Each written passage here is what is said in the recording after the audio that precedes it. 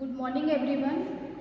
जैसा कि कल की क्लास में हम लोगों ने डाटा संकलन के बारे में पढ़ा था और आज हम देखेंगे मापन की क्या प्रविधियाँ हैं, क्या टेक्निक है, उनका क्या टूल्स है, किन किन के द्वारा हम लोग उसको मेजरमेंट करते हैं। तो सबसे पहले मापन की प्रक्रिया के द्वारा व्यक्ति के गुणों को अंकीय मान्य दिया जाता है। न्यादर्श के अपेक्षित चरों का मापन किया जाता है, जिसके लिए हम लोग निम्नलिखित विधि का प्रयोग करेंगे। जैसे हमारे मापन की 5 विधियां हैं। कौन कौन सी? पहला है निरीक्षण विधि, दूसरा है मनोवैज्ञानिक अथवा शैक्षिक विधि, तीसरा है प्रश्नावली और साक्षात्कार विधि, चौथा है अनुपस्थिति मापन और पांचवा है ऐतिहासिक शोध। यानी 5 प्रकार के टूल्स के द्वारा हम मापते हैं, है ना, अपने डाटा को। तो सबसे पहले देखेंगे निरीक्षण विधि क्या कहलाती है। जैसे छोटे बालकों और पशुओं के गुणों के मापन में किया जाता है। जैसे छोटे बालकों तथा पशुओं के गुणों में मापन किया जाता है। कक्षा अंतःक्रिया के लिए भी निरीक्षण प्रणाली को प्रयोग करते हैं। इस प्रविधि का विकास अधिक हुआ है तथा प्रयोग भी शिक्षा के क्षेत्र में अधिक होता है। दूसरा है हमारा शैक्षिक और मनोवैज्ञानिक परीक्षण। इसकी सहायता से कई चरों का मापन शुद्ध रूप में किया जाता है। वेरिएबल्स का जो मेजरमेंट करते हैं उसको बहुत ही शुद्ध रूप में किया गया है। इसके द्वारा प्राप्त डाटा जो अधिक वैध होते हैं और विश्वसनीय होते हैं। किसके द्वारा? जो शैक्षिक और मनोवैज्ञानिक हम परीक्षण करते हैं उसके द्वारा हमारे डाटा वैध होते हैं और विश्वसनीय होते हैं। तीसरा है हमारा प्रश्नावली और साक्षात्कार मेथड। तो इस मेथड से अपेक्षित सूचनाओं तथा प्रदत्तों अथवा डाटा का संकलन किया जाता है इस विधि के द्वारा भी। चौथा हमारा अनुपस्थिति मापन और अभिसूची यानी स्केल और इन्वेंटरी मापन कहलाता है। इसके द्वारा अभिरुचि, अभिवृत्ति और व्यक्तित्व का मेजरमेंट किया जाता है। 3 चीज़ों का, अभिरुचि, अभिवृत्ति और व्यक्तित्व, जो पर्सनालिटी होती है उसका भी हम लोग मेजरमेंट करते हैं। फिर चौथा है हमारा ऐतिहासिक रिसर्च। ये क्या है? इसके द्वारा डाटा को प्राथमिक और गौण 2 स्रोतों में हम लोग इसको डिवाइड करते हैं और इसके बाद इसका एनालिसिस करते हैं। तो इस प्रकार के शोध कार्यों में अनेक प्रकार के मापन उपकरण प्रयोग किए जाते हैं और विभिन्न प्रकार के डाटा का हम लोग क्या करते हैं? संकलन करते हैं। तो अब देखेंगे, इसके बाद देखेंगे दूसरी बात कि अचर राशि क्या है हमारी। अचर राशि क्या कहलाती है? तो अचर राशि उस गुण को कहते हैं जो शोध के समय सभी परिस्थितियों में एक समान होता है, अर्थात उसमें किसी भी प्रकार का परिवर्तन नहीं होता है। न्यादर्श के सदस्यों में उस गुण में क्या होता है? उसमें समानता पाई जाती, क्वालिटी रहती है। चर किसे कहते हैं? चर उस गुण को कहते हैं जो शोध की सभी परिस्थितियों में परिवर्तनशील रहता है, यानी उनमें परिवर्तन होता रहता है। न्यादर्श के सभी सदस्यों में इस गुण के संदर्भ में हमेशा विषमता पाई जाती है। शोध की परिस्थितियों में अनेक गुणों को शामिल किया गया है, परंतु यह शोध की अवधारणा पर निर्भर करती है कि कौन सा गुण अचर है और कौन सा गुण चर होता है। अचर और चर को हम लोग एक उदाहरण के द्वारा हम लोग समझ सकते हैं कि शिक्षा की 2 विधियों की प्रभावशीलता का अध्ययन करना है। जैसे शिक्षा का जो एजुकेशन मेथड होता है वो 2 विधियों को प्रभाव में लाते हैं, तब एक ही अध्यापक और एक ही पाठ्य पुस्तक 2 कक्षाओं को 2 पृथक विधियों से उसको पढ़कर एक परीक्षण के आधार पर प्रभावशीलता के संदर्भ में निकाला जाता है, निष्कर्ष निकाला जाता है। तो इस अध्ययन में शिक्षक, पाठ्य पुस्तक, कक्षा का जो वातावरण है, छात्रों का जो स्तर है, ये सब क्या माने गए हैं? अचर, यानी इनमें किसी प्रकार का परिवर्तन नहीं होता। हमारा पाठ्य पुस्तक भी वही रहता है, हमारे छात्र भी वही रहते हैं, हमारे अध्यापक भी वही रहते हैं। तो ये हमारा क्या है? अचर राशि कहलाती है।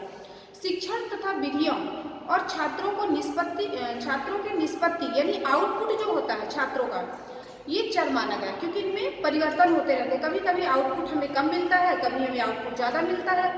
तो शिक्षक दोनों विधियों में समान कौशल से पढ़ाता है, यह एक प्रमुख अचर राशि है ना। अब हम देखेंगे हमारा ये चर राशि क्या कहलाता है। चर राशि हमारा 2 प्रकार का होता है, एक है असत और दूसरा है असतत। तो सबसे पहले देखेंगे हमारा चर राशि क्या है, यानी वेरिएबल किसे कहते हैं। तो चर उस गुण विशेष को कहते हैं जिसको परिमाण में हम बदल सकते हैं और न्यादर्श का प्रत्येक सदस्य उस चर के संदर्भ में एक दूसरे से थोड़ा सा भिन्न होता है। समूह की विषमता की गणना हम अंकीय मूल्य में करते हैं। तो इसको हम 2 भागों में बांटे हैं। चर को, वेरिएबल्स को हमने 2 भागों में बांट दिया है, एक है सतत चर और दूसरा है असतत चर। तो सबसे पहले देखेंगे हमारा कंटिन्यूअस वेरिएबल क्या कहलाता है, यानी सतत चर। नाम से स्पष्ट हो रहा है तो सतत चर वे कहलाते हैं जब मापन में गुणन खंडीय मूल्य में दिया जाता है, यानी अलग अलग मूल्य में हम इसको बताते हैं, तो ये हमारा चर सतत चर कहलाता है। उदाहरण के लिए जैसे हम देखते हैं शैक्षिक निष्पत्ति, यानी निष्पत्ति को क्या बोलेंगे हम लोग, आउटपुट बोलेंगे। शैक्षिक निष्पत्ति मापन में 24.50 एंड 64.75 अंक दिए गए हैं, है ना। तो ये खंड विधि है, खंडन किया गया है इसका। अब यहीं पे देखेंगे, अगर स्टूडेंट के वेटेज को लेके हम लोग मेजरमेंट करते हैं, छात्रों के भार के माप को देखते हैं, तो जैसे हो गया 62.60 किलोग्राम, 74.25 किलोग्राम, तो यह मापक उपकरण की शुद्धता पर निर्भर करती है। और चर के मापन में सतत प्रवृत्ति हमेशा बनी रहती है, कंटिन्यूअस वेरिएबल बना रहता है। अब देखेंगे दूसरा हमारा क्या है, असतत चर किसे कहते हैं। असतत चर वे कहलाते हैं जब मापन पूर्ण इकाइयों से किया जाता है और खंडीय मूल्य उसका नहीं दिया जाता है। लाइक एग्जाम्पल जैसे देखिए आप 30 छात्र और 25 छात्राएं, यानी इकाई के मूल्य में दिया गया है। 30 छात्र और 25 छात्राएं, 64 पास और 36 फेल हो गए, 15 भारतीय हैं और 20 अमेरिकन हैं, यानी इनका खंडन नहीं किया गया, पॉइंट पे नहीं दिया गया है इनको एक समान एक पूर्ण इकाइयों के रूप में इनका मापन किया गया है। तो चर के मापन में ये असतत प्रकृति के होते हैं। अब हम देखेंगे वेरिएट क्या कहलाती है, चरक क्या कहलाता है, वेरिएट। तो चर का मापन उपकरण की सहायता से किया जाता है, हम सब जानते हैं। जब किसी चर को परिमाण में बदल दिया जाता है तो उसे क्या कहते हैं, वेरिएट कहा जाता है। जब किसी न्यायाधीश के सदस्यों की बुद्धि लब्धि यानी IQ लेवल में हम मापते हैं, तब उसे चरक की संज्ञा दी जाती है। किसी व्यक्ति के अगर हम न्यायाधीश के सदस्यों की बुद्धि को बुद्धि लब्धि यानी IQ लेवल में मापते हैं, तो उसे हम चरक की संज्ञा देते हैं। इसी प्रकार निष्पत्ति यानी जो आउटपुट होता है हमारा, निष्पत्ति का मापन अंकों में कर लिया जाए तो उसे चरक कहते हैं।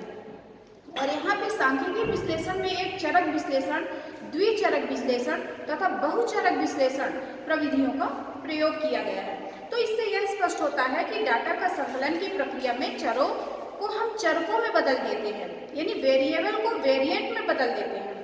तो डाटा के सांख्यिकीय विश्लेषण से निष्कर्ष निकाले जाते हैं जिन्हें सामान्यीकरण किया जाता है, और शोध कार्य चरों तथा सांख्यिकीय विश्लेषण में चरकों को प्रयुक्त किया जाता है। तो ये हमारा क्या कहलाया, वेरिएट कहलाया। अब हम अगला पॉइंट देखेंगे कि वेरिएबल का प्रमापीकरण कैसे करते हैं। चर का हम लोग प्रमापीकरण किसी विधि के द्वारा करते हैं। तो प्रमापीकरण की प्रक्रिया में चर के स्तर के लिए अंकीय मान दिया जाता है, अंकीय मान दिया जाता है। प्रमापीकरण में मापन की प्रक्रिया को प्रयुक्त किया जाता है जिससे डाटा यानी प्रदत्त और अंक प्राप्त होते हैं। दो रूपों में प्रमापीकरण के द्वारा हमको दो रूप प्राप्त होते हैं, क्या, प्रदत्त और अंक, डाटा और अंक। साधारणतः हम लोग देखते हैं कि शैक्षिक कार्यों में प्रदत्तों की सहायता से यानी डाटा की सहायता से ही परिकल्पनाओं की पुष्टि करते हैं और इससे निष्कर्ष निकालते हैं। गुणात्मक प्रदत्त को परिमाण में भी हम लोग, क्वांटिटेटिव में भी हम लोग बदल सकते हैं और उनकी सार्थकता की परख सांख्यिकीय विश्लेषण से किया जाता है। स्टैटिकल एनालिसिस जो होता है उसके थ्रू हम लोग इसकी परख करते हैं। अब हम लोग देखेंगे यहाँ पे इसकी विशेषता क्या क्या होती है, मापन की क्या क्या, परिमाणात्मक प्रदत्तों की क्या विशेषताएं हैं। तो सबसे पहले यह विशेषता है कि प्रामाणिक परीक्षणों की सहायता से परिमाणात्मक प्रदत्तों का क्या किया जाता है, संकलन किया जाता है। यदि अनुसंधानकर्ता स्वयं परीक्षण का निर्माण करता है तो उसकी विश्वसनीयता तथा वैधता भी ज्ञात की जाती है, पद विश्लेषण भी किया जाता है। दूसरी विशेषता यह निकल के सामने आती है कि परिमाणात्मक प्रदत्त, परिमाणात्मक जो डाटा होते हैं वह विश्वसनीय और वैध उपकरण से एकत्रित किया जाता है, इसलिए सामान्यीकरण अधिक शुद्ध होता है। तीसरी विशेषता यह निकल के आ रही है कि प्रमाणात्मक जो डाटा होते हैं उनसे जो निष्कर्ष प्राप्त होते हैं वह सरलता से तथा सुगमता से प्राप्त किए जाते हैं। अगली विशेषता कि परिमाणात्मक डाटा की अंकन जो प्रक्रिया होती है वो वस्तुनिष्ठ होती है, व्यक्तिनिष्ठ नहीं, वस्तुनिष्ठ होती है, व्यक्तिगत पक्षों का प्रभाव उन पे नहीं पड़ता है। परिमाणात्मक जो डाटा होते हैं उनके संकलन शोध के उद्देश्य की दृष्टि से किए जाते हैं और शोध की परिकल्पनाओं की क्या करते हैं, पुष्टि करते हैं। परिमाणात्मक डाटा का सांख्यिकीय विश्लेषण करके हम क्या करते हैं, निष्कर्ष निकालते हैं जिससे अधिक शुद्ध सामान्यीकरण प्राप्त होता है। शैक्षिक शोध कार्यों में परिमाणात्मक प्रदत्तों की सहायता से शुद्ध तथा सही परिणाम प्राप्त किए जाते हैं। तो ये हमारी परिमाणात्मक विशेषताएं हो गई हैं। अब नेक्स्ट की क्लास में हम लोग पढ़ेंगे कि डाटा के कितने प्रकार होते हैं, है ना, और उनका मेजरमेंट का जो लेवल होता है वो क्या होता है। धन्यवाद।